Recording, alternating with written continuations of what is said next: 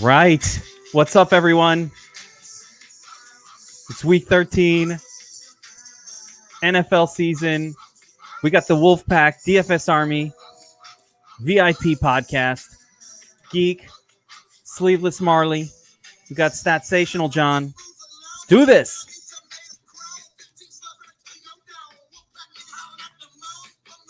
Got the St. Louis rap going.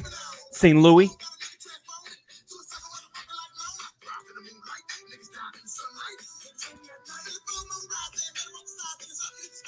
All right. That's enough. I gotta get a censored version of that at some point. Not sure it's appropriate. What's up, everyone? What's going on, man? Yeah, I just found out my 8-year-old niece has been watching some of these podcasts. So oh boy. I'm like, oh man, I hope she's not watching all of it. My 10-year-old is like, oh, I love to watch your podcast. I'm like, my podcast? I'm pretty sure those are not safe for work. No, I'm like, oh boy. Yeah, my niece is like, I saw you on TV. I'm like, oh man, Kevin's language I have to apologize for. Oh man, I'm the worst. I'm gonna have to clean it up. Like if we're gonna go mainstream, this one's VIP only. I guess we can go. This is NSFW right here. Yeah, we got to keep the Geeks. Maybe I got to keep the Geeks Vegas Lines one a little more mainstream. Do this one a little crazier. But what's up, guys? I got stats. John, say hello to everybody. What's going on, everyone? Right. And Big Marley, the sleeveless one himself, the man who is fresh off of smoking blunts with Ja Rule. Oh, you guys were in Miami last week. I'm forgetting. It was fun. Yeah, it was a good time. Yeah, those are always fun, those live events. Yeah, I love them. I got to go to all of them now. I chased them too hard, and I didn't even make my way into it. I had to be a proxy for this one, so I basically just paid for the trip, but it was worth it. Let me tell you, that trip, the trip value was about $9,000. Like, was it legit $9,000 it was worth? Yeah. I mean, realistically, they could have. I was just talking to someone else about this. Like, instead of the Fitz and the Tantrums concert that only like 60 people went to, where I'm sure it cost them $100,000 to put it together because that group is an actual group. They're not performing an hour-and-a-half show for less than like $50,000. They could have just done a free roll, like $100,000 NBA, not a free roll, like tournament, like $100,000 side tournament, and just had it at like the same room that they did the eventual sitting room in, have a little food. That would have been amazing. And everybody would have been happier than going to a concert, even though the concert was awesome. Yeah. More than likely, yeah. With everybody, yeah, that'd be fun. Did they do a free roll? Usually they do one like the night before or something like that. No, they didn't. And that's what I'm saying. Like they should have. That would have been, I think, more exciting and more fun. And especially if they had a sitting room and a watch room, especially if it was like you could do $100,000 one. Like you're not going to get these guys excited for a $25,000 free roll if there's 75 people in it because, you know, the value. Actually, that's pretty good too. But I mean, you give me $1,000 value free roll, like a $75,000 one or $100,000. I'm like, man, that's about the most expensive. That's some serious free rollage. So I don't know. That's what I would recommend for the next time. But all in all, it was awesome. They did a great job. The food was amazing. That place, the Lowe's in South Beach, is like the place to go. There's no doubt. All right, guys, let's talk about week 13. It's a weird week. Thanksgiving in the middle of it. That makes it crazy. You know, because basically our entire brains are focused on that 3-game slate. And then it's like, as soon as it ends, let's get it. You know, like what's going on this weekend? I don't fucking know. I haven't even looked. That's how I felt last night. I did a little bit of looking, but like I hadn't looked a whole lot. Now I'm starting to look and I see that we have pretty much a slate with some haves and some have-not games. There's a 51-point total with the Raiders and the Chiefs, but the Chiefs are massive favorites. You've got the Jags-Bucks game, which seems to be like the tasty little morsel that I want to get my hands on and eat it all up. And then the Bears, the Ravens 49ers game, which I think is the most fascinating game of them all. Because the Ravens pretty much just smash everybody that gets in their way. So I'm curious from a sports betting point of view on this game also. -5.5. This line seems to be moving. Nope. Nope. Hanging in there, but seems low for what the Ravens have been doing to other teams. So we'll get into all of that. We're talking to Wolfpack. We're breaking down these games, and let's get started with the quarterback position. All right. Now, I think it's fascinating because you're either paying up or you're paying down. I've identified 3 sort of areas that I want to be in for quarterback. So let's start at the top, right? Your top 2 guys, Pat Mahomes, Lamar Jackson. Now, John, I'll start with you. Mahomes, massively favored at home. They're playing the Raiders. We just saw Sam Darnold put up like 17 touchdowns in the exact same matchup. They're heavy favorite. I don't love heavy favorites generally from a game stacking point of view, but maybe we'll get some angry Mahomes here. They haven't been that great this year in terms of scoring, and there's not a whole lot going on for the Chiefs in the running game. Compared him to Lamar Jackson on DraftKings, he's a little more expensive than Jackson. Lamar Jackson is a cheat code at this point. We talked about this on the Geeks Vegas lines. He's a running back. He's a quarterback. He's all of it wrapped into one. And it's not a good matchup on paper with San Francisco, but does that even matter? And John, give me your take on these 2 guys. Yeah, this is really tough. And you pretty much highlighted what my only concern here with Mahomes is the fact that it's a 10-point line. So the fear, of course, is they get up in this game and maybe it becomes a little bit more of a running game in the second half. That would be the only downside I could see in playing Mahomes. Otherwise, there's no reason that he doesn't have, even in that scenario, I think he still has a pretty good game here. So a bust for Mahomes, I think, is very unlikely. It's just a question of, in GPPs, is he going to be at that price, the guy that you're going to need? Are we looking at the high-end quarterback? But I think in cash games, he's viable. And then you go down to Lamar Jackson. This is probably the toughest. Well, I mean, listen, he faced New England's defense. Now you've got to face the San Francisco defense. He absolutely torched the New England defense. And he is so hard to figure because he's so unique. And like I said, when you look at the numbers, if you look at my numbers, I've got like almost double the rushing yardage as I do the passing yardage in this game. But he could get a whole huge chunk of that rushing number and become, like we said, he's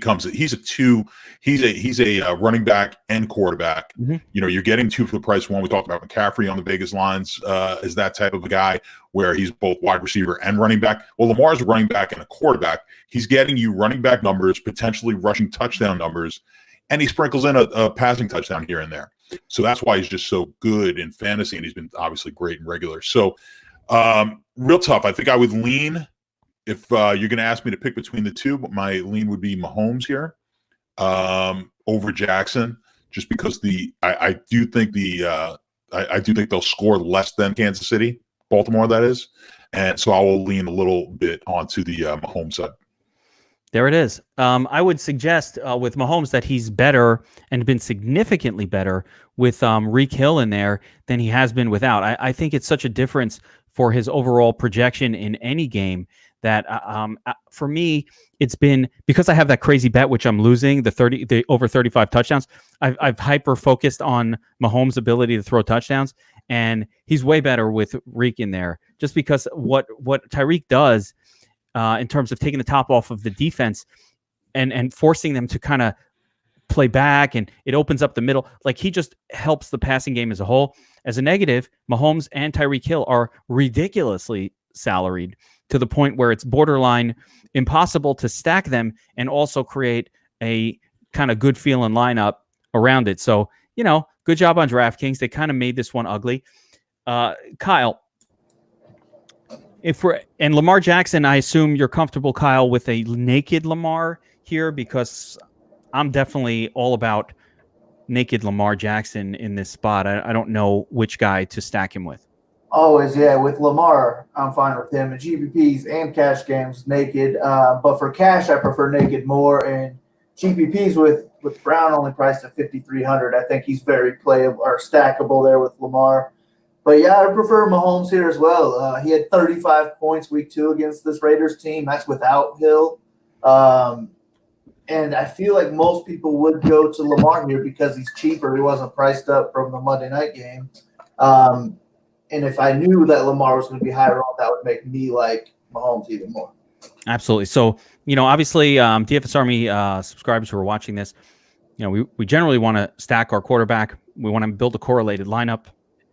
I have no interest in the San Francisco side of that game at all. Baltimore's defense has been spectacular. Just they've gotten better throughout the season. They're not a team to be trifled with. They're just smashing teams. It's so hot right now, so not interested in any of that. Going to the secondary quarterbacks here on the slate. So we've gotten away from the super expensive guys. And I'm going to throw out a couple names here. I mean, there's a lot to like in the middling salary range. The only part that I don't like is they're all so close to Jackson and Mahomes that it kind of makes me not want, it's like not enough differentiation salary-wise. So, Kyle, I'm going to throw a bunch of these names out because there's a bunch of good games here. I mean, you've got Aaron Rodgers. He's on the road, but taking on the Giants. Giants just bleed points to quarterbacks and just everybody. Every Giants game seems to be high scoring. You've got, it's hard because there's a lot of games here. Kyler Murray and Goff kind of going head to head. Not a great, a very good spot for both guys. I don't know who's better. I like Kyler Murray as a fantasy scorer better than Jared Goff, but Jared Goff's matchup essentially is better here. And then, of course, Jameis Pick-Sixton, and one of the most exciting games taking on the Jags. So give me some thoughts on this mid-level group of quarterbacks. Rodgers, Giants, maybe Danny Douche-Dimes could be part of this conversation as well. So for me, the 6K guys that I'm interested in the most would be Goff and Winston. I don't know that I'll get to the other guys because I do want to get up to Mahomes where I can. So it's going to be mostly going to Mahomes and or Jackson. I mean, I'd like to get to either of those guys.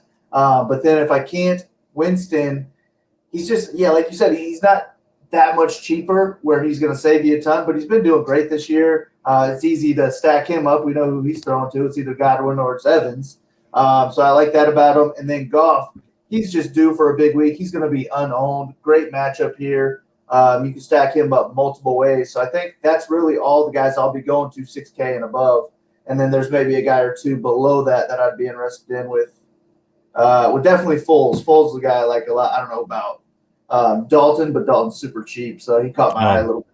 Oh, I like Dalton. We'll get to Dalton. You see, I have a little glimmer in my eye for Dalton. But John, let me talk to you about Jared Goff.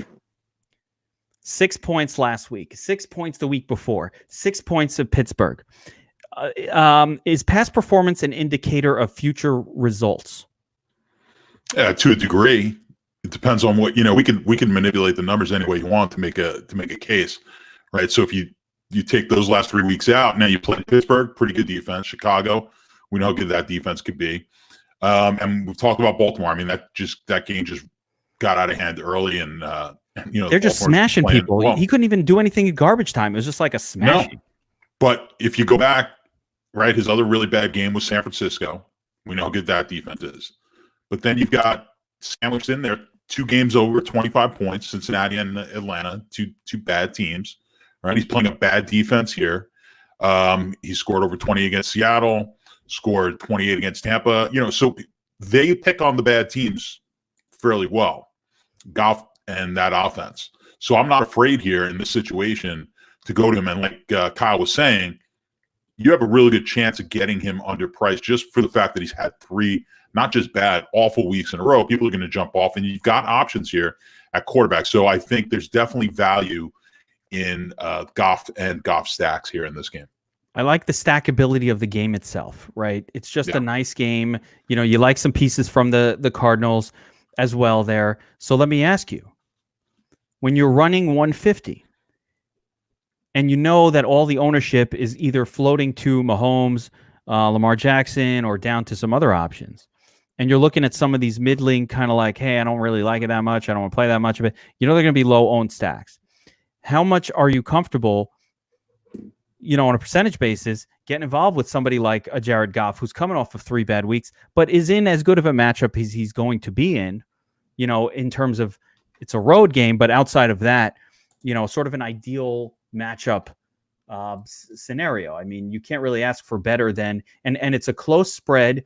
let me get the numbers. 47 points, 2.5-point spread. The Rams are favored. So all of the numbers say this is a great situation for the Rams offense. I agree. And like I said, this, last week we were talking about how there was only a game or two that you really like. This game, this week there's a few more games that people are going to like here. So I think I'm okay. Last week I really wasn't too excited about fading that big, let's say that Tampa game, or it was tough to do. This week I think is viable. I think you don't have to play the top one or two games on the board here if you don't consider this Rams game one of the top two. So if you consider this the third or fourth option on the board, I'm more than comfortable being overweight this game. I think the number one option is essentially the Chiefs. Chiefs are probably the number one option with Mahomes. Mahomes stacks. I would think that would be the highest stacked. I don't know if it will be though. If you look at the salaries, Kyle, are you a pay down at quarterback guy generally? I mean, like, do you look at the most expensive quarterback and go, let me see if I can not do this? Like, I find a lot of times that's my first thought is like, oh yeah, I love Mahomes, but I hate paying the top dollar for a quarterback. Let me see who else I can find. Or do you like look at that and go, fuck it, it's Mahomes. He's got Reek back for him. He's got Kelsey. He's got Sammy Watkins. He's got a horrible defense that he's playing against. I got to load up. Yeah, I'd say typically I'd rather pay down at quarterback, but this year is different, especially with these two guys, Mahomes and Lamar. We've never seen guys like these before, so I still don't think they're priced high enough for what they're capable of. And Mahomes is never as owned as he should be. I've been playing him basically every week, and then the high dollar stuff, 100 and up, I'd say he's less than 8% owned every week. And when you stack him with Kelsey or Hill or both, it's big time under-owned stacks. And I always just shoot up the leaderboard every time they go off for a long touchdown. So I'm almost like in on Mahomes every week at this point because not enough people are.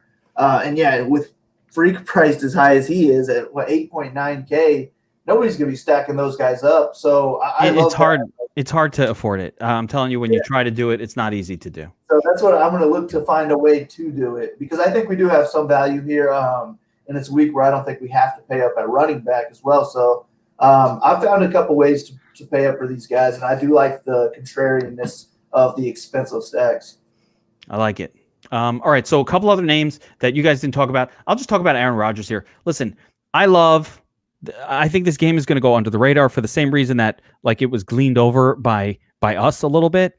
It's kind of like, yeah, I like it, but I want to pay down a little more. I want to pay up a little more. It doesn't stand out quite as much. But the Giants give up a lot of points. They just do defensively. They're like this team that every game is high scoring. They actually score fairly well as well. So they tend to be in these games. Rodgers, is he my favorite quarterback to play for DFS purposes? Definitely not. He goes off once in a while. Actually, he's got two incredible games or two great games this season and then a bunch of shit for the rest of the year. And that's just what they do. If the defense is good, Aaron Rodgers just doesn't look great. But Devontae Adams finally healthy.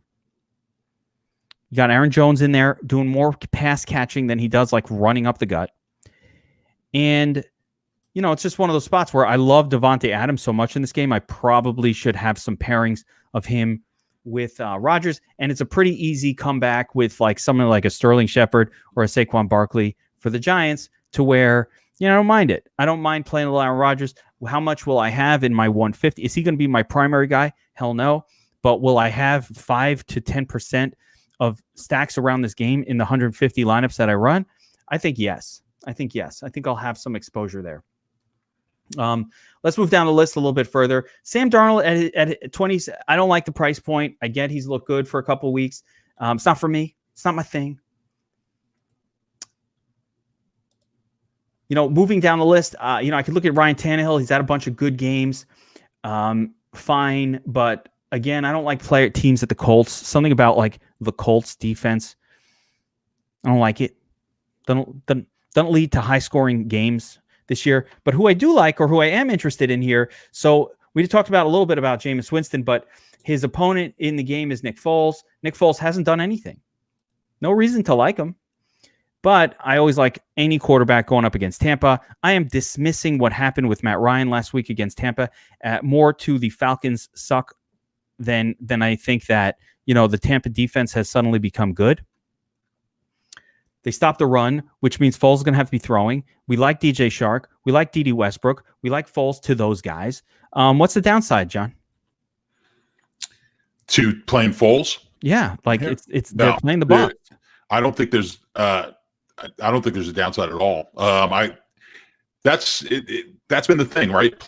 Don't play running backs and just play quarterbacks and wide receivers against the Bucs. I mean, that's the thing. So yeah, no, I'm with you on Foles here, and you're getting a little bit of a savings, 5,700. So he's going to find his way into quite a bit of my lineups this week, Foles. So that's one of those games. I think on both sides, I like both quarterbacks in that game. So yeah, I don't mind a lot of game stacks with both quarterbacks. I think that's a game that we see a lot of points in. Yeah, I agree. I just love that game in general. Same on the Jameis Winston side, Kyle, like what you said about him. First of all, Jameis Winston, man, he's so fucking good. Just play him every week. Now, I don't mean he's a good player. I mean he's a good fantasy performer. Look at this, 29, 21. He's always priced a little too cheap, and he always kind of gives you 20-plus points with the occasional spikes to the high 20s. It's just a solid play, and it's a very easy stack. It's always one of the two guys. It's rarely both. That's the fun thing about Jameis Winston. It's always one of them, but it's rarely been both. It's just Godwin or Evans, but rarely both. And we like that. It's not the easiest for cash, but we like it in tournaments. All right, my next guy that I want to talk about, Andy Dalton, the Red Rifle himself. And he's 4,700 on DraftKings. He's 6K min salary, Kyle, on FanDuel. I know you're not a FanDuel guy. He's 6K. That's like free. You should start FanDuel and the Jets are basically like a mini version of Tampa. They are number one DVOA versus the run. My New York Jets are number one or number two in the league versus the run, and like number 20 versus the pass. So here's my logic. I already like Tyler Boyd a little bit. I don't hate Erickson and Auden Tate as secondary pieces. So why not play their quarterback, who, by the way, is basically free, even in cash games? What do you say, Kyle? Can we do it? Yeah, I think you can. I don't love it, though. I mean, especially cash games, I would really want to get up to at least the Lamar if I can't afford Mahomes, just because I feel like Lamar's good for 30 no matter what, no matter who he's facing. And Dalton could get under 10, and I wouldn't be surprised at all. But he is super cheap. He should be hungry here. I wouldn't be surprised to see him go over 30 as well. At that price, that's what would win a GPP. So he's probably going to make my list, but I don't know how many lineups I'm going to run this week. If I do 3, he's going to be right there on the cut. If I do 5, he'll make one, at least one. How about you, John? You talked to me once about a calculator tool that could calculate the possibility of a QB WR stack being like the top value / top scoring stack on a slate, right? Mm-hmm. So if I combine a guy, and I almost want to use the FanDuel pricing because it's cheaper, but if I combine $4,700 Dalton on DraftKings with 5K Tyler Boyd, a guy who's going to probably get 7 to 9 to 12 to, like a large number of targets, and I combine those two, and I paid $9,700 for the pairing, right? Or I have to compare that with Pat Mahomes and Tyreek Hill, 7,400 and 8,900. And let me do some quick math. 9K, 7, 4, 15, 16. I can't do the math in my head during this show. I'm not good at that. But it's like 5K more than the other combination, at least maybe 6, depending on my math. I think it's 6. So tell me, like, what's the difference? I get 20, I get 20, 40 points out of this combo. I get 50 points out of the other combination. Where did I play it better saving the 5K and getting the 40 points? Or should I have spent it and got, you know what I'm saying? Like, what creates the best situation for me? Yeah, I mean, the potential is there with taking the Boyd and Dalton stack where it gets a little complicated. I've told you about those numbers where you kind of figure out. I'll do a probability on where these stacks will, what the probability of that quarterback, wide receiver, or quarterback, tight end is the top stack, let's say, of the week. I haven't run that yet, and I'm sure it's going to be Hill and Mahomes will come out as the top. But the drop there, when you start getting down into the next, let's say, 10 to 20 or something like that, we have a perception that gap is far bigger than it is, right? So we'll always be afraid to drop down to the wide receiver 2 or drop down to that next quarterback, even like we said here, Dalton. I think it's just more of a perception. Dalton is underpriced here. There's no doubt about that. So I think if you can get 45 points out of that combo and then mix in some of these more expensive guys who you're almost, you feel like you're a lock to get a 25, 30 points on, where you could fit them in a little bit more comfortably, that could easily be something that wins you a big GPP. Yeah, it's the difference between the highest raw projection versus the pairing that has the best chance to be part of a winning lineup, which isn't always the same thing.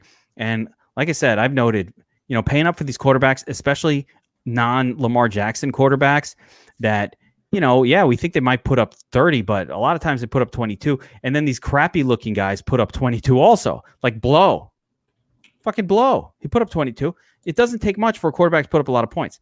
And I also want to mention that Season Long Says is mentioning in the comments section that beware of Foles. There is a possibility of, like, in a home game, him getting benched if they're losing. So that's important to note because the local crowd in Jacksonville does love Gardner Minshew. All right, so Kyle, any other sleeper quarterbacks that I didn't mention here that you're interested in, or we pretty much cover everything? Yeah, we hit them all. One note on Dalton though. If you look at his games, they haven't been that bad in a fantasy. They've been great. standpoint. No, I know this. I'm saying he's putting up 20 points. That team throws a lot. You can't run. Yeah. The only question with him, you can't run against the Jets. I'm not going to say you can't. They're probably not going to have success running against the Jets. They're not a team that teams have had success running against all season. So they're going to have to be throwing. And no matter what's going on in the game, they're throwing. And if they're throwing, Andy Dalton's scoring. The Jets secondary, pretty bad. There's just a lot of reasons here to expect that Dalton, at the very least, is probably good for a 15 to 18 pointer. And for that salary on FanDuel, and for the FanDuel salary at $6K, a full 1,500, maybe 2K below the next viable quarterback, definitely at least 1,500 below. It's enough savings to really change you from having to play a piece of shit somewhere to a stud player somewhere. It's a massive difference in the entirety of the lineup. So as long as he does anything, I believe these type of players are very good plays in cash games as well. So, I've noticed that paying up for the quarterback in cash is really, people are too scared to pay down for quarterback in cash or in a King of the Beach type contest. It's the same idea. Everybody's too scared. Like, I got to buy the highest guy. I just want to lock in these points. Or in an MMA contest where we play the minus 1,000 fucking favorite and he gets knocked out in the first 2 seconds. And like, wow, I should have probably made one lineup without that guy. Well, we've all realized in recent years, right, when you play in a season long, everyone's like, well, hold off on quarterback. Like, don't go drafting quarterbacks in the early rounds. Like, hold off because they're so similar. Yet we jump into the DFS and we're like, oh shit, I got to take Mahomes here. Mahomes is the best guy, and I'm fine opening up my range on the quarterback position a lot more than I am, let's say, the running back position. I agree. Although this week we'll talk about some running backs. Hopefully we'll discover some value. So let's move on to the wide receiver position first, as we just talked quarterbacks. And so, pass catchers are fresh on our mind. Now, Kyle, I'll start with you here. Top level, because we can't go through every player. we've got Reek Hill sitting up at, top dollar. Then, you've got the standard names, Godwin, Kupp, Evans, Adams. Now DJ Moore is up there in the elite conversation on DraftKings in terms of pricing. But Tyreek Hill stands out above them all. Mm-hmm. Can he be played in a lineup without Mahomes in it? Like, is it wise? I mean, should it just be a stack guy? I mean, give me a GPP. Can I just play him in GPPs, stand alone? It's a little expensive to play Mahomes. Should I just play Reek on his own? Like, give me what am I doing here with this $8,900 wide receiver? And should I be afraid of another, in-game injury? He gets hurt in game, or it's happened a few times. I mean, that could happen to anybody, so I wouldn't be too worried about that. But, yeah, you could definitely play him alone, especially if you're going to Dalton, then you can afford him. But, yeah, I mean, he's definitely got the biggest upside of anybody on the slate. He had 19 targets 2 games ago, which is just insane, and he can do more with 19 targets than pretty much anybody in the league. So, yeah, I'm all about Hill this week if I can afford him. It's just that 8.9 salary for a wide receiver who's going to be owned. He's not going to be, unowned this week, which I would love him more if that was the case. I don't think you have to get him at all, but I do like him a lot. He is my favorite high-priced receiver. And then after him, I go to Evans as my number 2, Chark my number 3. Those are my guys this week. It's interesting. I'm on a different group, so I'm going to be curious. So my group, here's my concern with Tyreek Hill. My concern is, and John, prep a group. Now we're doing groups. Okay. So my concern with Reek is just that the Chiefs are favored by 10, and if they're putting the beat down on the Raiders, then, I don't think you get the 19 target game. I think they're going to go to Reek, but we need a competitive game, I think, in order to squeeze the 40-point ceiling out of him, that I really need to justify this 8,900. Like, if I have to make a decision between paying up for Reek and then having to go middling at running back, for example, I'd rather just play Christian McCaffrey, who I know is locked in for 30 fantasy points every single game. I would sacrifice the Reek sooner than sacrificing McCaffrey. My favorite play up top here is Davante Adams. Now, I haven't played a lot of Davante Adams this season at all. It's been a combination of shitty matchups and just overpriced, but a lot of it's just been like mediocre matchups and other guys I wanted to pay up for that week or whatever. But Davante Adams against the Giants, $7K, locked in for 12 targets every single time. It's hard for me not to play that guy. I love Davante Adams. That's my favorite pay up. And the reason it's not Mike Evans or Godwin is because it's a 50-50 bet between those two guys as far as which guy is going to do the damage. And 50-50 bets are definitely like GPP only for me. Like I need like a 90%er or a 75%er at this price, or an 80%er in any sort of high dollar cash game or even a single entry or a small tournament. I don't want to mess around with the 50-50 decision when I'm paying up. So that's my grouping. I like Chark too if we're counting him in there, because I like that game situation quite a bit. How about you, John? All right.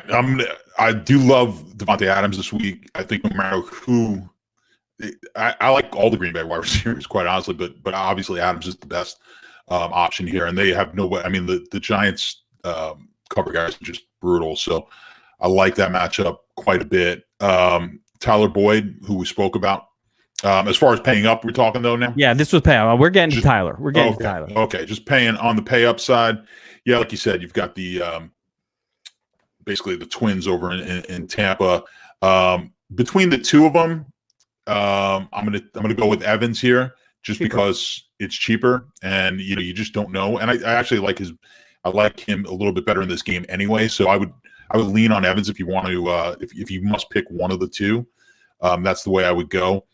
The problem with Kupp here is at the price. Like I like the game, like the matchup, but again, now we're talking about price, and we're talking about situations where they can really go to a multiple different options here. So I don't know how heavy I want to go paying up on Kupp there. Can't trust Kupp with Woods, Cooks, Gurley doing his thing, Everett in the game. It's too many names. Is absolutely, you're right, a chance that Kupp is going to do 21 targets, 45 fantasy points. He's done it before. It's not impossible, but outside of a Goff lineup, I can't trust it. Can't trust it. Definitely not. Yeah, the one thing when you were asking about Hill, can you play him? Do you have to play him with Mahomes? I don't think you do. I think you can play some. I'm talking about match entering here. You can play Hill here without Mahomes, and certainly getting in some of those cheaper stacks, maybe the that Cincinnati stack or something on the cheap end where you throw Hill in there with it. So I do think there's some options there to play Hill as a standalone. Yeah, you're convincing me. Originally I thought I can only play him with Mahomes. He's so expensive. But now as I think about it, Mahomes is very expensive too. So pairing those two up is very difficult. But Hill's good for, he's got standalone 30-point, maybe 40-point upside. So I definitely think he's playable. One of the things that I've noticed this week, DJ Moore has now sort of elevated his DJ Moore, who I played in my King of the Beach lineup, and he elevated me to 14th place at the very least. That was good. But now he's all the way up to 6,800. He still has 9 or 10 target guy. You still got Kyle and Allen throwing to him. I don't know. I think he priced himself out of my range here. Too much. 6,900 for me. 6,800 is a little too much. Now moving down the list though, I'm off of Odell Beckham. I don't like Jarvis Landry. I'm not chasing that from last week. I don't really like players at Pittsburgh very much at all. So kind of moving down the salary range. And Kyle, I'll start with you. Give me a couple of bargains at wide receiver here under 6K that we can count on, cash, tournaments, however we want to do it, that you're into.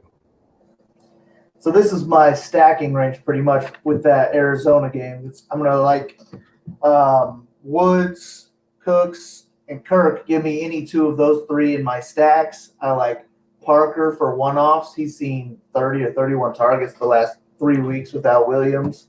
So I like him a good bit as well.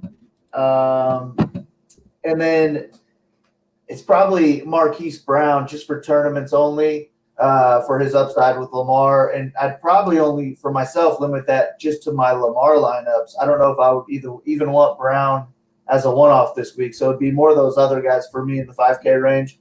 And then right there at 5K even is D.D. Westbrook, who I like a little bit as well. And it's just I like those games. I'm going to be targeting those games heavily. The Tampa Bay Jacks game, the Arizona Los Angeles Rams game, and then Chiefs. That's just the whole team I'm going to be going after. So those are the guys I like in the 5K range. Sammy Watkins is always snuck in there, and I my mind skips right over him, and then I'm like, oh yeah, wait, Sammy Watkins is over there. Oh, maybe I want him, and then I never play him. But John, how about you in this range? You already talked about Tyler Boyd. I'm all about Tyler Boyd here. I think he's a good play. I don't like the chasiness of it coming off of that sort of fluky situation last week, but I just like him because Dalton is back, and the Jets don't really have good cornerback play to slow down a guy like this. What about some of these other guys? Christian Kirk, he's going to see Jalen Ramsey, maybe. I think. Actually, let me take. Yeah, I mean, I do like Kirk. Let me take a look at. I mean, is he gonna should we? Yeah. Kirk seems pretty obvious, but at the same time, he plays in the slot. But is Jalen Ramsey going to shadow this guy? Has he gotten to the point where he's going to get shadow treatment? Is he that guy that he's going to be shadowed? I actually think there's a good chance he does get Ramsey, but I also think I'm not particularly worried about it. I still like Kirk here if you're going to be stacking this game, so I'm fine with that. What about as a standalone, though? I'm not talking about in the stack. Of course, we got to play him in the stack, but he's definitely play. He's definitely going to be a standalone play for me as well. So I'm fine with Kirk. Just going down. Terrell Williams is a guy we didn't talk about. No, we didn't. That's a guy I would definitely look at here, just because the way that potential game could go. You could see Oakland throwing the ball quite a bit, so that's a play that I don't think we're going to see a huge ownership or very much ownership at all on Terrell Williams. So I think that's a sneaky option there for some mass entering way to get yourself in sort of on a little bit of a cheaper wide receiver who could be in a shootout type of a game. So I think there's potential there.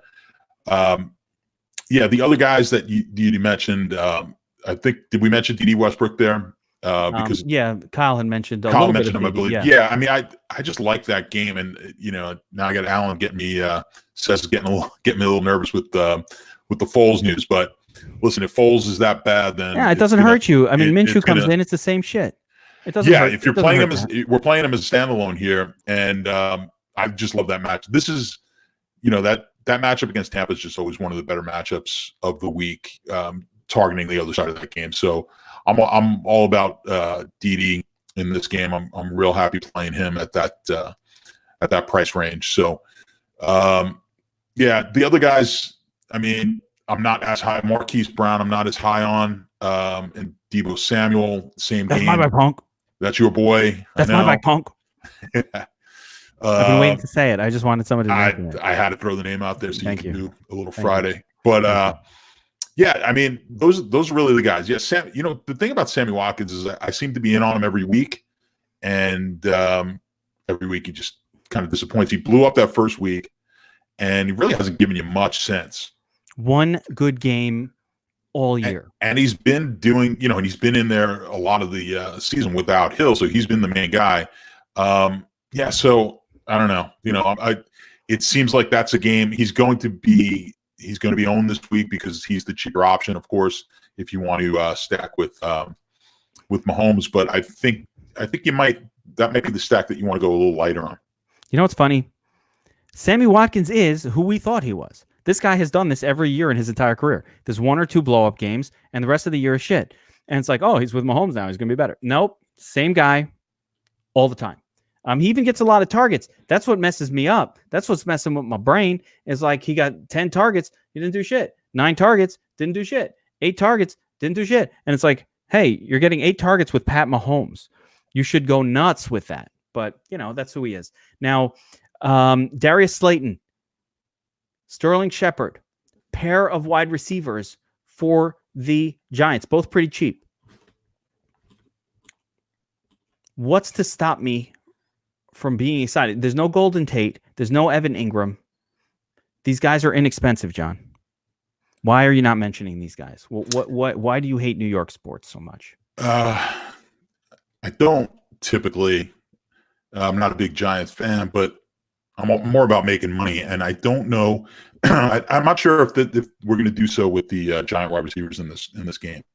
So I'm not all that excited here. I would say, depending on how many lineups you're putting out there, you might avoid the Giant wide receivers altogether. Okay. Unless you're stacking up that game, I like that. If you're stacking the game, that's different. Yeah, if you want to throw these guys in there, but I'm not really targeting the Giant wide receivers in this game if I'm limited on the amount of lineups I'm putting out there. Makes sense. And Kyle, how about you? I got one for you, Kyle. Still in this range. Alshon Jeffrey coming back, maybe. It's Miami. Not good, Miami. I don't think I would do it. That's the same. I don't really like targeting this Philadelphia offense at all, unless it's Ertz, really. But yeah, I just don't see me being on the Eagles unless Howard is out, and then I just have interest in some running backs. Yeah. No, I get it. Ertz, I mean, just the fact that I was praying for Carson Wentz to come out of the game last week, just so, these offensive pieces can do something, like Goddard and Miles Sanders could do something, and it came true. Like when he came out, those guys all started playing better. Not a very good sign. All right, so let's move down to the cheapies, the salary savers, the wide receivers that allow us to play studs in other positions. And I'll start with you, John. So in the sub 5K category now, FanDuel's totally different. There are like bargains, like Marquise Brown is basically a giveaway on FanDuel. There's other guys. But on DraftKings, you always have to kind of look at these PPR assets, try to figure out who we can save some money on so that we could spend up elsewhere. Do you have any cheapies? Because none of them, I'm going to tell you, for me, nothing is jumping off my screen here at this moment. I'm looking at the Cincinnati guys, Tate and Erickson, and I get a little nauseous. But I mean, those are the guys that are kind of popping off for me a little bit under 5K, and mainly it's because they get a lot of targets. Yeah, well, you got Demaryius Thomas down there also. I know he's he's hurt, so we'll see. Assuming he plays, but that's that same game. So I don't mind that at 3,600 as a viable cheap enough. option. It's cheap enough, but he's cheap. not giving you. He's not winning you any sort of tournaments, man. We'll see, because if you could fit him in for 3,600, if he gets you, he's got to get in the end zone, which he hasn't done. So I think the potential's there for something in the high teens, which is kind of good enough if you're pairing him with a McCaffrey who winds up going ballistic for 45 or something like that. So he's definitely playable here. And then if you want to go in and stick with that Jacksonville theme, you've got Conley. I know he's not great. The options here, they're not fantastic, but I think Conley's giving you some more games that are viable to win you a tournament than you may think this season. So I love the matchup. I'll definitely have some Conley. It's just more about the matchups down here. Yeah, there's none of these guys are jumping out at you. You've got if you want to dabble around Johnson. Well, do you want to dabble in that Kansas City game? You've got all those guys. You just don't know Kansas City. No, I don't. Hardman and Robinson and Alan Hearns. I mean, he's down there. And you've got Robbie Anderson also in that game again, that Cincinnati game. If we want to go, if we're believing in Darnold here against Cincinnati, bad offense. Cincinnati, like I said, they like to throw the ball. You can see a scenario where that game just becomes a lot of possessions, and perhaps we get some, perhaps one of these cheap guys becomes a winnable. What was that, Kyle? Yeah, I like Tate there at 3.8K. That just seems way too cheap for him. I feel like he's going to be the guy that helps me get up to my high-priced quarterbacks, expensive stacks maybe. I think that's way too cheap for him. And then you mentioned Conley. Those are my two favorite cheap guys of the week. There it is. So Kyle weighed in with it. Yeah, I mean, that's about right. I mean, again, I could throw Alex Erickson, and maybe I don't think I could pull the trigger on a Hearns per se. Like I'm not that guy who's going to pull that trigger most of the time. But yeah, I mean, I haven't played Conley this year, not once. But I mean, he gets 8 or 9 or 10 targets a week. Like he does get targeted a lot. So there's nothing wrong with it. Curtis Samuel, he's in the mix. Zach Pascal, but Conley there, it's not pretty.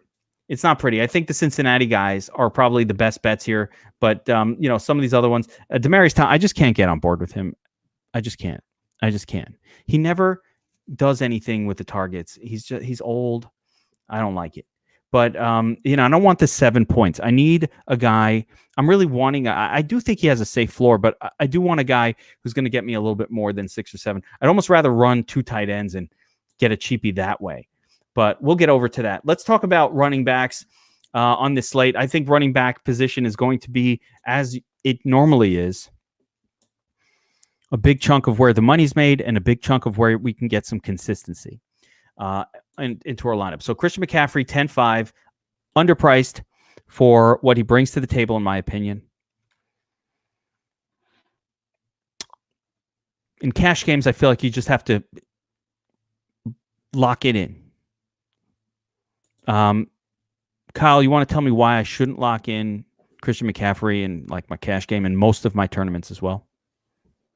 No, I don't have a reason. You don't have that. You don't have a reason on that one. How about you, John? You got a reason for me? It's difficult when the guy's just putting up 30 plus point weeks, every single week. There's a reason he's priced what he is. I mean, you might be right. He might actually be priced a little too cheap for what he's giving you. And he's giving you that he's giving you the ability there where it's hard to explain, but yeah, he almost, even if he doesn't get you 40, he almost winds up becoming a viable option because especially in these GPPs, because there's going to be enough cheap guys that are going to go off that someone's going to have McCaffrey. It doesn't happen every week. I don't think the winner had McCaffrey last week, but just having him in your lineups gives you a leg up. You just have to be able to nail some of the cheaper options with him. So again, he's the guy that you're going to want in there with those cheaper stacks. The whole reason that you're going to these cheap stacks is that so you can fit in McCaffrey.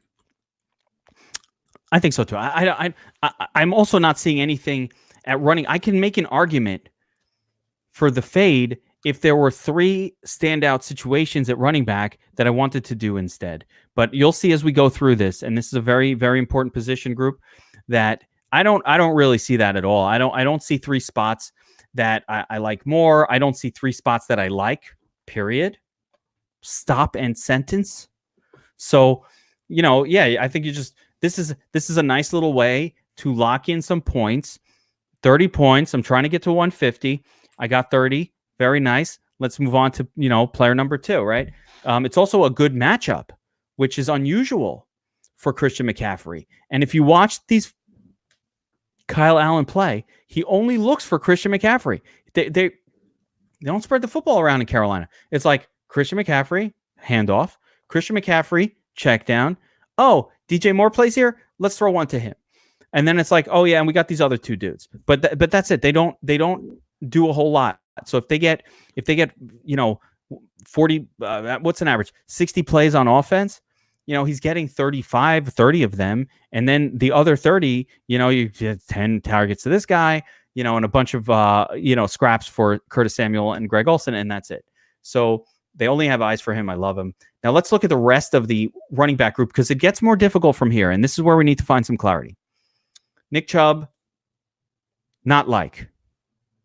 No passing game work. Pittsburgh, good defense. Tournament only. Correct me if I'm wrong. Like, if you guys disagree, because I want to run through these and my thoughts. If anybody disagrees with any of what I'm saying right here, stop me. Derrick Henry, no passing game work. Priced up after last week. Very difficult environment. Tournament viable, more so on FanDuel than DraftKings, but not somebody I want to play on DraftKings. The floor is low here. Even if he scores a touchdown, there's a reasonable chance, at 7,600 that he only gets you 17 fantasy points or that range. If he doesn't break the 100-yard barrier, of course, and scores 1 touchdown, that's what you should expect. I need 8, 16, 24 fantasy points to make cash value from this guy. It's not good enough. Leonard Fournette, not supposed to play running backs against Tampa. Why am I doing that? I'm not going to do it. Right? So now we get to, I'm going to actually skip one. Josh Jacobs. No, I'm not going to skip. All right. Saquon Barkley, Le'Veon Bell. Here are 2 guys that are interesting. So Saquon Barkley, man, he has been a fucking disappointment, like a murderer of lineups for most of the season. He takes your lineups and he slaughters it with his butcher knife and he ruins it. Hate him. But I mean, you couldn't ask for a better spot. He's at home. It's the Packers. Is this finally the time that I could play Saquon Barkley? I used my first pick in the draft on this guy. What could we be that wrong? John, was I that wrong in drafting this guy number 1 overall? Yes, it was okay. Obviously, yes. Yes, that was wrong. But what about number 2? Does he suck now? What the hell's going on? I mean, he's got a better quarterback than what he had last year. What is going on? I think a lot of this was the injury. I mean, because really he was fine weeks 1 and 2, right? Then he gets hurt in week 3, and he just hasn't quite been sane. So I think that's where I think that's really all it's been. And I think maybe he came back a little earlier than he should have. Played good in the Detroit game, but really that's been it since, right? So, and now he had a tough matchup last week in the Chicago game. But the week, and that was a game they said, okay, listen, he's coming off. He's finally got the bye. He's going to be healthier, but it was the Bears. So to me, this is it. I'm going to jump back in here. This is it. I'm jumping back in. I'm saying, okay, I'm hoping he's healthy. He had the bye week to rest. He had a tough matchup against the Bears. I'm going to give him a pass on that. And I'm going to say, this is what's difficult about this is we can't be doctors. We can't get into the players' heads. We can only go by what we see and some of what they say. We know the kind of talent he is. So if you tell me you're going to fade him, fine. I'm not going to argue with you, but I'm jumping back in. I will have Barkley here this week. Kyle, he's the cheapest he's been all season by far. All right, so we were judging this guy as a 9K 8,800 player. Now I get him for 7,400. I want to,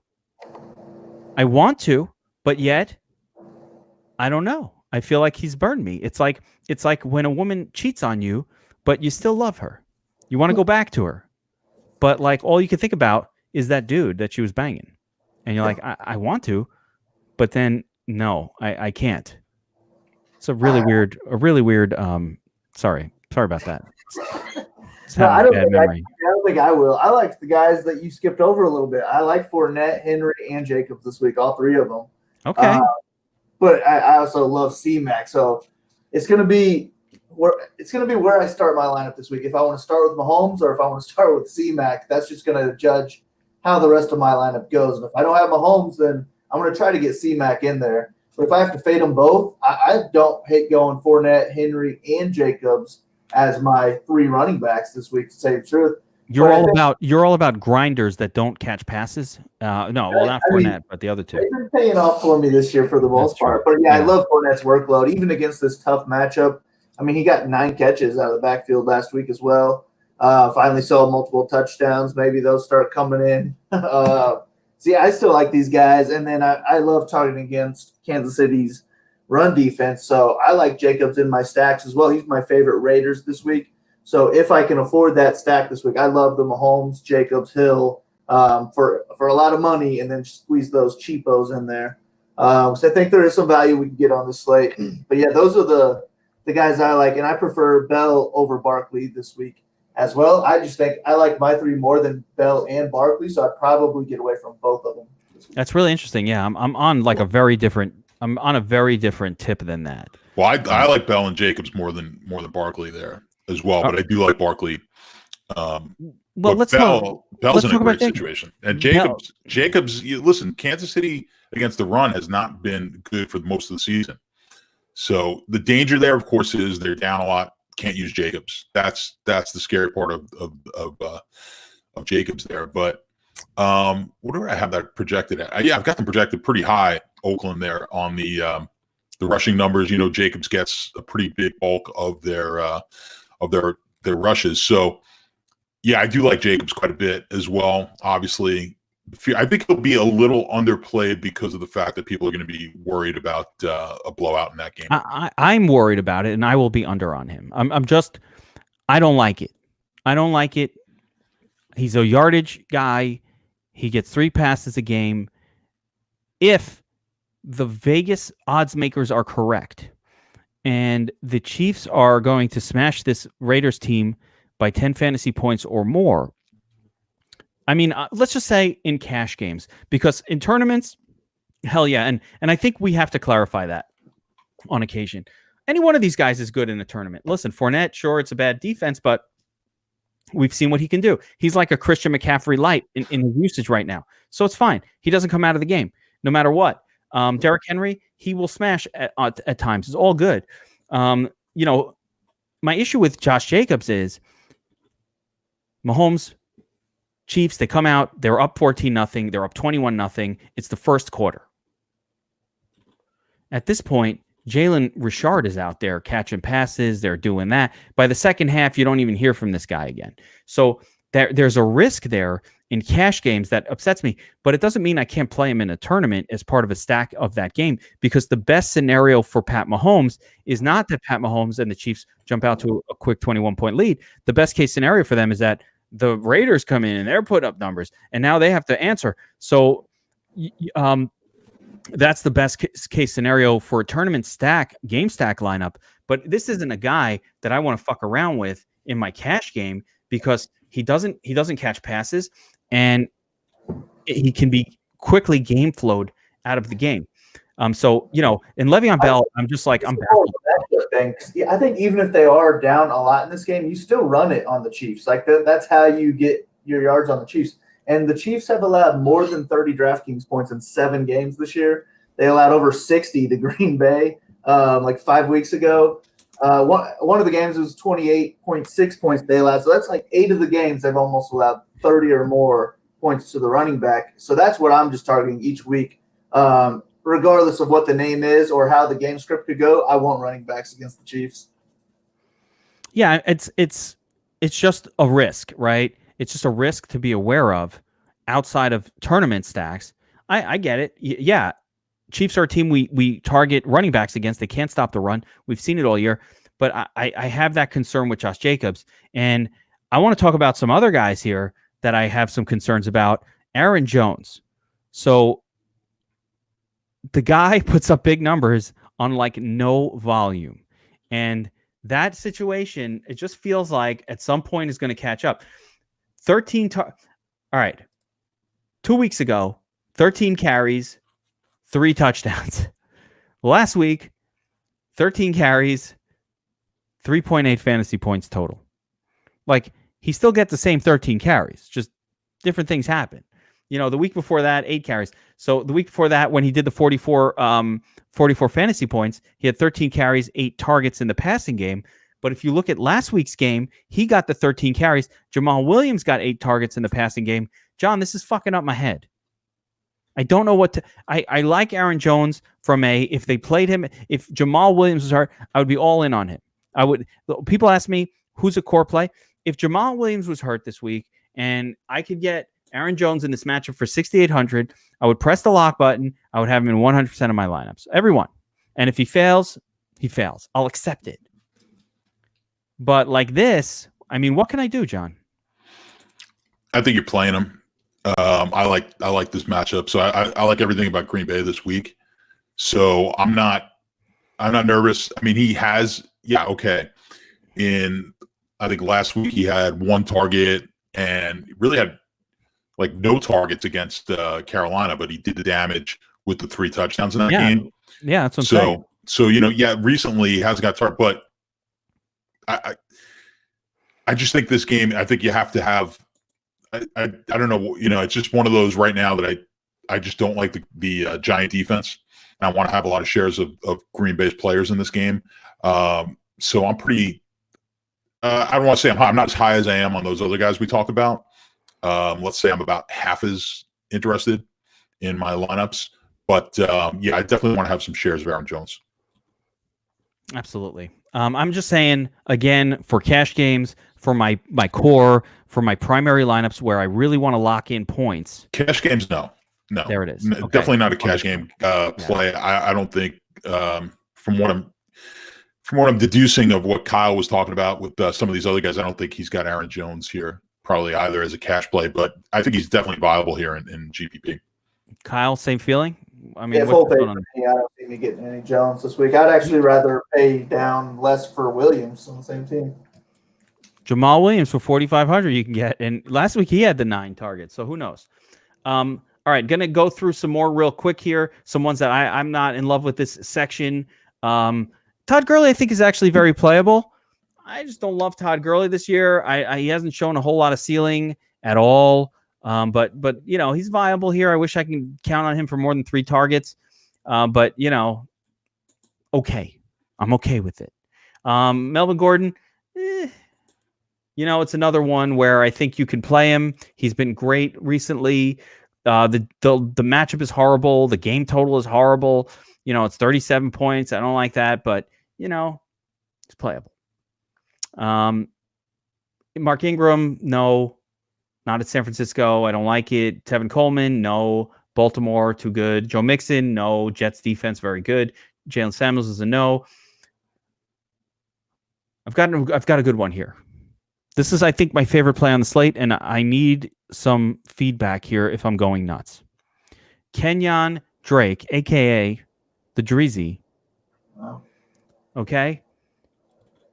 Coming off of a 16-carry, 7-target game, he seems to have taken the role that David Johnson was supposed to have for this team. I don't think that David Johnson is going to be back. I think, but I don't know. Then all of a sudden you do this and you play him and David Johnson or Chase Edmonds comes back. So, John, I have this want to go all in on Kenyon Drake. Talk me off the ledge. Because I want to put him in every lineup. Well, if you like the guy, you haven't talked about Jonathan Williams yet on this one. Oh, well, J-Dubs, we're going next. We talk. Well, that has something to do with Drake here because you're coming down a little bit cheaper and I think that's what he's going to eat up a lot of my Drake's lineups. Yeah. So I mean, as a player, I like Drake.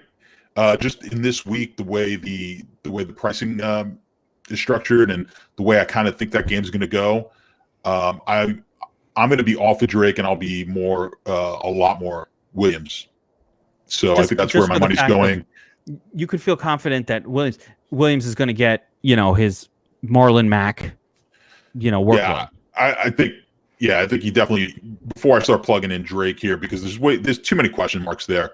And I think maybe we're just getting all way too excited because what he did in the first game and he played San Francisco. And we know how good San Francisco's defense is, but you kind of throw that game out. It's been okay. No, I mean, last week he was great. It wasn't great. But I mean, he got 14 points, but more importantly, it was at San Francisco. Like the week. Yeah, for whatever reason, he's done it twice against San Francisco, and we know how good Tampa is against the run. Yeah. So he wasn't good in that game. I get it. I get the argument there. I just think you've got better options in the price range. How about you, Kyle? You're on board with J Dubs over the Dreezy? Yeah, I am. But I wasn't even considering Drake at all, and I was worried about my my Ram stacks because the only guy I was really targeting was Kirk, and I didn't love him as the only guy if I'm going to make multiple stacks. There's another. Yeah, you've got another stack partner there. You've got another one. I could see Drake make it, but it would be stacks only for me with Drake, I think, so I would much rather have Williams. I mean, again, Drake has a higher likelihood of targets. Now, Hunter's mentioning in chat about, do we know that Chase Edmonds will be the guy with Drake? You can't trust these guys, and that's part of the problem. The coach for the Cardinals has been lying through his teeth all season. There's literally not a word that you can trust out of his mouth. He says this. All I need to know is who's starting. If Drake is starting, if he's the starter, I'm going to assume that he's going to play the game out. And maybe they'll bring in Chase Edmonds. I don't know. But you're right. That is the risk factor. Whereas Jonathan Williams does not have a risk factor. But there is a but here. He's not going to get a lot of passing game work. So if he's going to be the chalk, and I haven't looked at ownership projections yet. It's a crazy week. I haven't looked. I should look at it. Hold on. We'll look at ownership projections. No, I don't have it here. I haven't looked at ownership projections yet. Crazy week. But if Jonathan Williams is going to be the chalk, he's not a guy they use in the passing game a ton. I normally get all over a play like this. Listen, Tennessee, not that good against the run, obviously. They just got destroyed by Leonard Fournette. Why didn't I play Leonard Fournette? I didn't notice that Tennessee was this bad against the run. But should have played Fournette last week.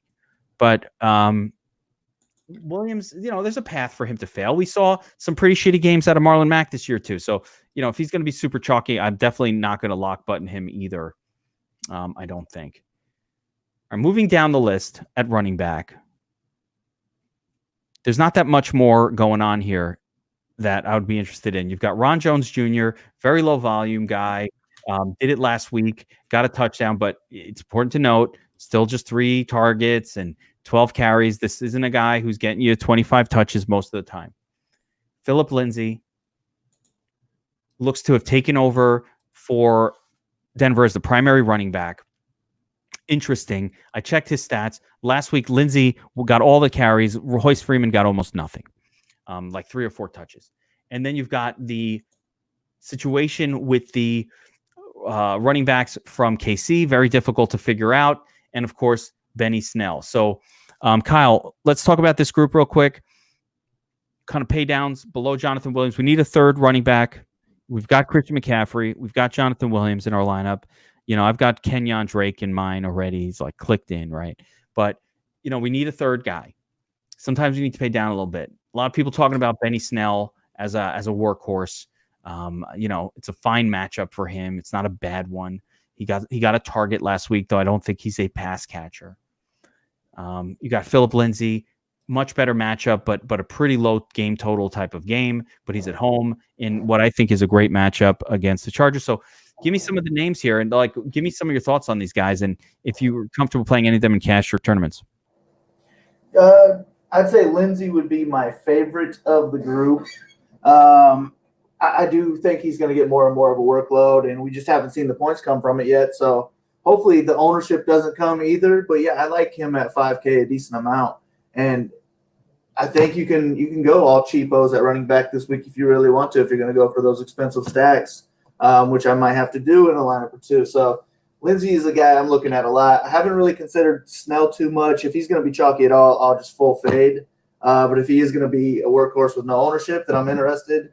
But yeah, other than that, I'm really waiting on this Jordan Howard news. Like if he plays, I'm interested in Howard. If he doesn't play, though, Sanders is back in the mix, and Jay revenge game. 3K. No, stop.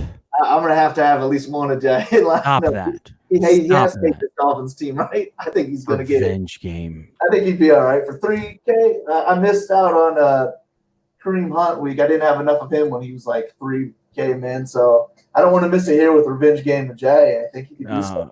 It's brutal. It's brutal. John, what about the Miles Sanders play? I'm assuming Jordan Howard is out. I definitely think he will be out. So can we go back to Miles Sanders after he burned us so many times? I don't know about Miles Sanders. I'm trying to think where I have him here. Just looking at my own. I mean, it's Miami. Like Miami's not good. That's the problem. I've got him. I've got him in my lower percentages of running backs when I ran it earlier. So yeah, I mean it's against Miami, so I understand. That one's just tricky to talk about right now because all right. So if let's say I do not believe Howard will be back. Let's say Howard doesn't. I'm going by that assumption. He will not play. If he does not play, it's going to take. I'm going to have to bump him up slightly, but it's so tricky because I'm trying to figure out in my head here right now on the fly, like how much am I going to take off of Williams? Because that's really where it's coming from. It's going to come off of Williams, and I do like Lindsey as well. In this matchup, Lindsey had a really good outing against the Chargers last time they played. Not that that's the end all be all, but I do think he's going to see more of the touches here. So I do like Lindsey there. So no matter what happens, the most important thing with Lindsey is just he's getting all the touches, right? He's getting the touches, and I think it's a pretty good matchup. It's a plus matchup against the Chargers there. Yeah, if I had to rate him, I would still rate Sanders below. Let's say Lindsey. I'm going to put him on par. I'm going to put Sanders is going to be above Drake for me. And then I'm going to say, I like Sanders better than Drake. You guys are talking me off of Drake like crazy. I have him. I'm like all in. No, I need to rethink that. Okay. I would not. Yeah, I'm not going to be too heavily involved with Drake. But I would say of these guys, I'm looking Lindsey and certainly Williams and Lindsey. And then my next tier is going to be guys like Sanders and Ronald Jones down at that level. I think there's nothing below Benny Snell that I even want to take a look at. I don't love the Pittsburgh offense, so I don't really want to get too involved with it. Yeah, I'm not excited about Snell, but I mean beyond that, no one even makes the list of a thought for me. Not even a thought. Not one guy. No, there's nothing down there that excites you. Yeah, not a thought. All right, let's jump over to tight end position here.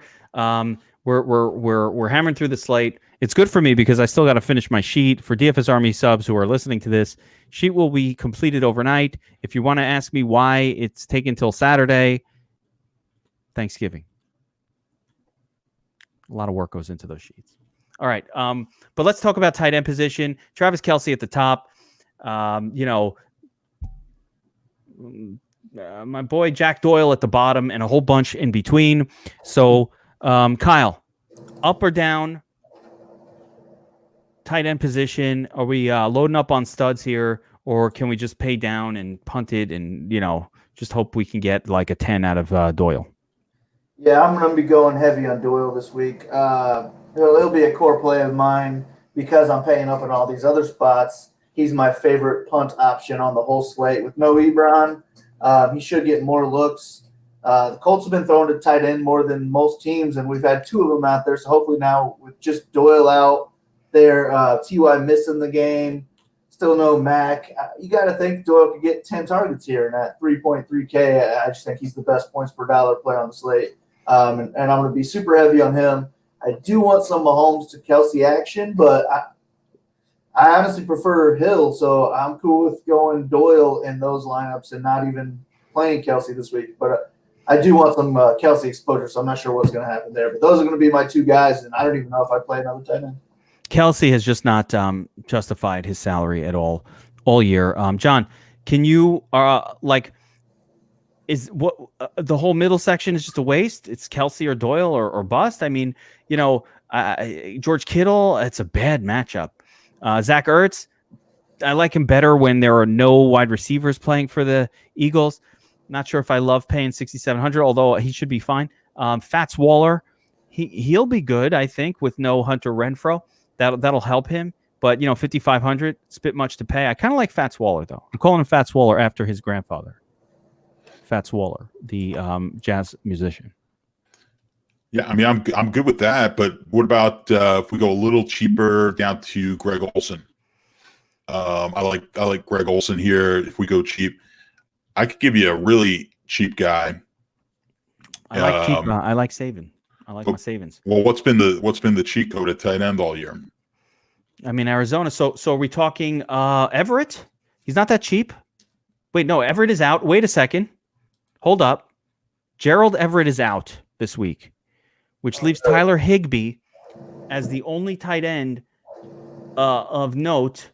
I can't even find Tyler Higbee. Where is he? 2,500. What? 2,500. So that's an option. Yeah, I'm interested.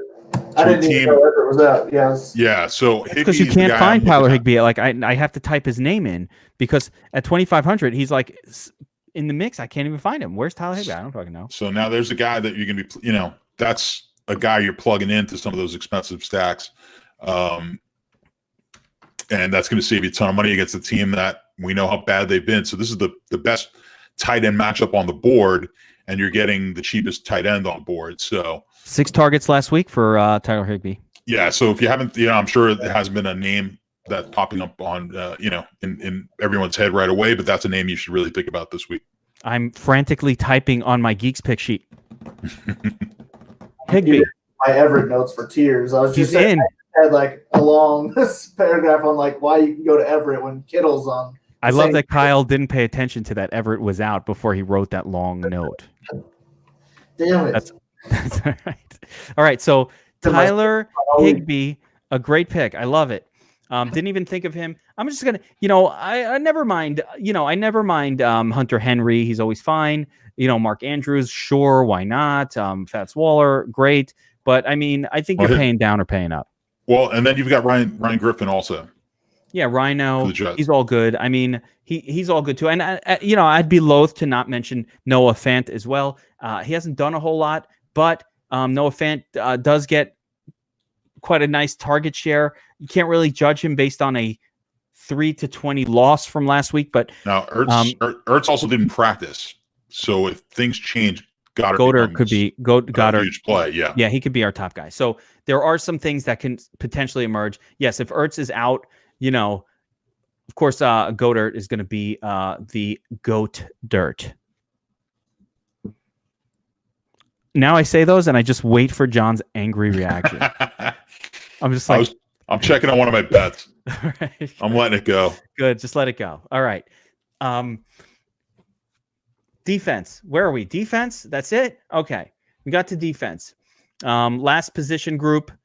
Panthers, most expensive. Jets against Cincinnati, I don't like. Eagles, okay.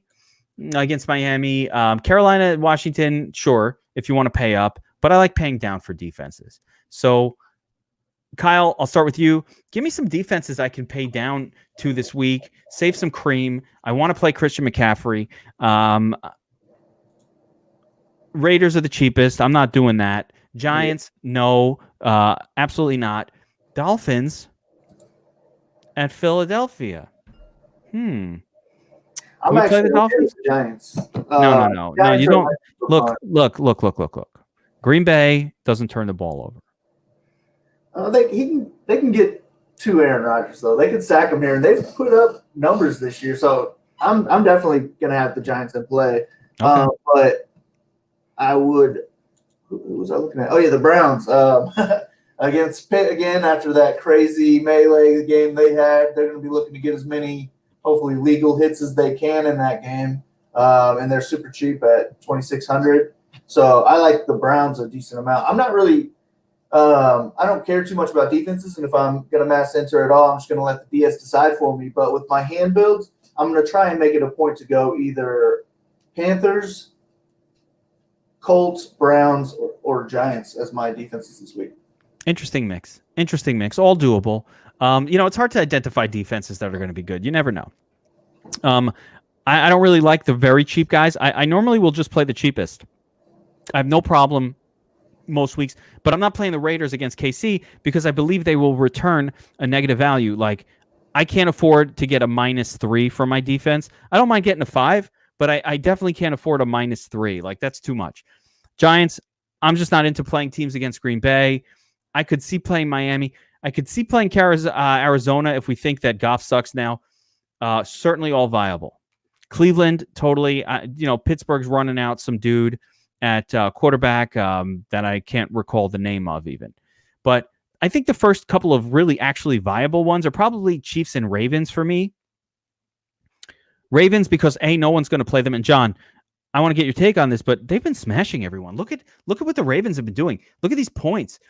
13, 15, 25. And that's against New England. Like, they're putting up points against like the good teams. They're putting up 10s and 13s now.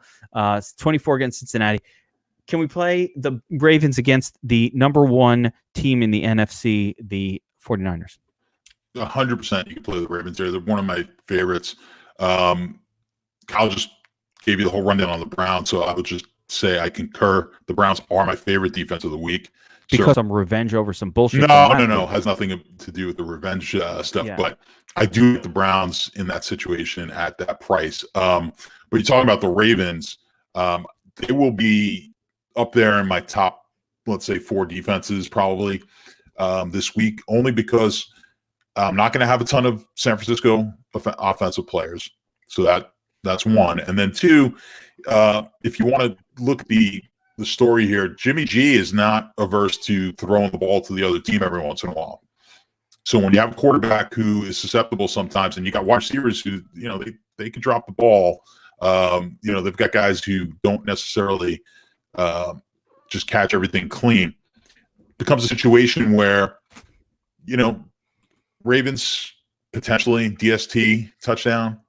I like that play. So I like that. And the one that was a little bit more expensive that I also like is the Chargers. Again, you're playing against quarterback who is inexperienced. So I do like the Chargers at 3,100 as a pretty good option. I think this is a week where I'm not as excited about the higher end options. Usually what's been happening is, you've got these high end or high priced options every week. And it's like, they look great. I like to fade all those. I like to not be the one in on the, I don't like to be higher. I don't like to have more ownership than the highest owned defense. Typically I like to be, I've talked about it a million times, if the tail, I don't want to be out past the tails. I want to kind of be in the middle somewhere with all the teams. So I'll be over on the lowest owned, then I'll be under on the highest owned. But this is a week where I don't know. I don't think people are going to be all that, going to be pounding the highest owned defenses this week. I mean, by the way, Panthers are in a great spot. Don't get me wrong. I like the Panthers here. I do. I like the Panthers play. I do. I don't like the Jets as much, but I like the Panthers play up there because it's fucking Dwayne Haskins. That dude sucks, right? And the Panthers have been a scoring defense, but it's a lot to pay 3,800. It's not the end of the world. I think I'm going to get some exposure in tournaments. I think the Panthers have the highest likelihood of any team of putting up like 15 plus points on defense. So, but like my sneaky one, since we covered a lot of the main ones, my sneaky one is Chiefs. No one likes to play the Chiefs. No one likes to play Chiefs defense. They all think Chiefs defense sucks, and it does. But what I like about the Chiefs is when they're at home, it's very loud. I think the Ravens are a team that maybe are collapse. The Raiders are a team that are maybe collapsing. I always thought they were like a faux good team. Like they're not actually good. I think there's like a fake good team. I don't like them. I watched the Hard Knocks. I got very, very biased. Do you watch Hard Knocks? I know you don't watch a lot of TV, John. I do not watch I do not watch the Hard Knocks specifically because I don't want to I don't want to get biased in any of my opinions because you watch that and you're like, it's a TV show, it's a reality show. They focus on a player and then you wind up becoming in love with that player for no reason. Yes. I was playing. I was playing Keelan Doss the first couple weeks of DFS. He wasn't even a starter, Kyle. Honestly, I'm sorry, I didn't mean to cut you off. Go ahead. But you talk about like watching TV and watching all this stuff and consuming content. You really need to be good with the filter in your head as to what you actually let go through and what you don't.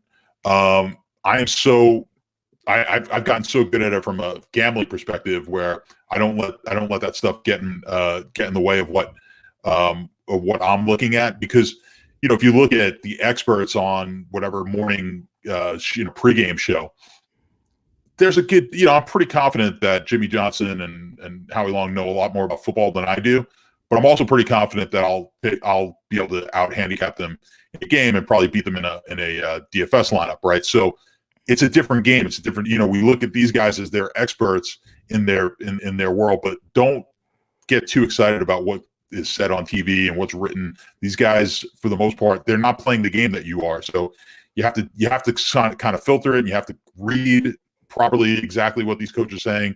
It's not easy to do. So I would actually suggest not paying any attention to that stuff more than actually watching all that stuff and letting it influence your decisions. I wish you would have told me that before I was like locking in on all these scrubs from like the Hard Knocks series. I'm like watching it before each playoff game, each preseason game. Like, oh shit, yeah, I got to play that dude. Remember that tight end with the long flowing hair? Yeah, I'm gonna play him. Like, he's a fucking idiot, but I'm gonna play him. Kyle, I forgot what I was asking you before. I actually totally forgot, but I don't remember what the hell I was talking about. I'm talking about the Chiefs defense and how it's loud there, and it's at home, Kansas City. It's loud. Again, I don't like Oakland very much, and I don't think anybody's gonna be on them. But at 2,700, the question is, all right, I'm gonna throw a scenario at you. Doyle and like a cheap defense, or Higbee. This is gonna come up in Slack, or Higbee and Panthers lock in the 13, 14, 15 fantasy points. Like your cheap defense, you know what I'm saying? Like your cheap defense, you're locking in 5, right? We don't. They could do better. I'd rather get the Panthers in because Higbee. It's a great spot for Higbee, and if he's gonna be the only tight end out there, I'd expect him to get another 5-6 looks in this game. Could get 2 touchdowns. So yeah, I dig it, and I think he could score just as much as Doyle. So I'd rather pay up for a better defense in a great spot like Carolina. It's not a zero-sum game, by the way. We could play Higbee, the cheap defense, and get a stud somewhere else. So I'm not saying that's the zero-sum game. Yeah, it's probably more what we're going to do. But it was just something to consider when you're making that final call, when you're like, all right, you already had Doyle locked in there, and now we're all like, I don't want Doyle, I want fucking Higbee, right? We're all in the Higbee bandwagon. But when you're making that final decision and you're like, fuck, I want to just pay down on the defense here, but I can't play. Like, this is a weird week. It's unlike that week the multiple weeks where I played Arizona against San Francisco at the cheapest price and they paid off. I kind of liked them anyway. And then it was like, but at 1,500, even if they get me nothing, I'm good. I can't pay the Raiders here. They're going to get a minus score. I can't take a minus. So this whole under 2K level is kind of like shit. The only team I could consider down there is maybe Miami, just because Philly kind of sucks now. But Miami's terrible on defense, and they never score. They never score. They got a -1. They got a 2. And they had an 8 one time. So they did. They have scored, but I don't know. Well, I'll tell you, if you play the Browns and Higbee, then you're looking at a Mahomes stack. You could get the Kansas City stack in there. Maybe not with Hill, but you could get Mahomes in there, and you could get C-Mac in there comfortably and have lots and not have shitty spots, by the way. When you do that, but now put Dalton in there, and now you can stud up like a maniac, right? Get Dalton in that lineup, and all of a sudden you're like, wait a second, you got to stack him with my boy Tyler Boyd, And all of a sudden, you got Dalton, McCaffrey, Williams, Boyd, Higbee, Browns, and you've got 7K to spend in all these other spots. So, like, you can stud up like crazy with that sort of approach. And it's very cool. And I like it. Now whoever you take, Christian Kirk, whoever you want in that second spot, you get Devontae Adams in your lineup too. So now I've got Adams and Christian McCaffrey together, my two favorite players on the slate. So there's a lot of flexibility. Why wasn't the freaking contest this week? Why was it last week? Why couldn't it be this week? Whatever. All right, guys. That's it for the Wolfpack. Okay, I will be back tomorrow. Guys, thank you so much for coming on the show. Statsational John. Thanks, my man. Yeah, appreciate it. Thanks for having me. Kyle Marley. If you don't believe it, I saw it in person. 17-inch guns on this man. Never wears sleeves because he can't fit them on. It's unbelievable. Yep. No, I appreciate it. I will be back, DFS Army members, tonight. So just to be clear, Geeks Pick Sheet completed overnight tonight. You can watch the process happen. I'll be up until about 5 a.m. Finishing that up. I will be inebriated in a positive way, though, not in a bad way, in a good way. Tomorrow, Players Club, midday, we'll get our lineups going. We'll bring it all together. Hopefully get a lot of the news that we need going. And we'll make it another crushing for Week 13. I can't wait. I love this week. I like the way the game's set up. There's a lot of fun games to stack. There's a lot of players, a lot of interesting chalk pieces that we'll see. I like that I'm on a running back that no one seems to like. That's always interesting and scary all at the same time. So we'll see how that goes. And hopefully we'll make a little bit more money this week and keep this thing going. Good luck, everyone. Good luck, John. Good luck, Kyle. Yeah, good luck, boys. Good luck. Deuces.